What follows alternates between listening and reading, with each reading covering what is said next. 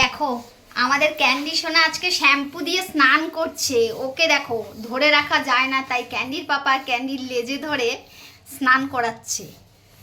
আগুটু তুমি স্নান করছো, দেখি মুখটা দেখি দেখি।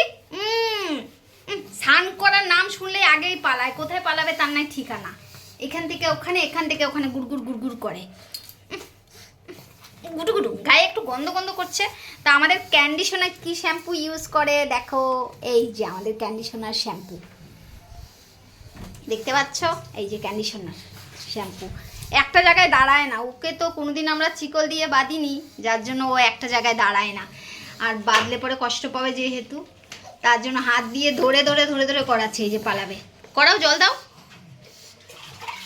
করো। আহ আহ কি সুন্দর গরম, আজকে ভাদ্র মাসের গরম পড়েছে। আমার সোনা স্নান করে নিচ্ছে গুদু গুদু গুদু গুদু। দেখি দেখি দেখি দেখি মুখটা দেখি। শ্যাম্পুর গন্ধ, এই শ্যাম্পুটা গন্ধটা খুব বাজে।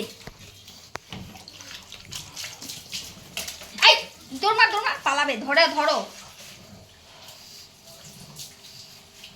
একদম পালাবে না। স্নান করো টুকটুক করে।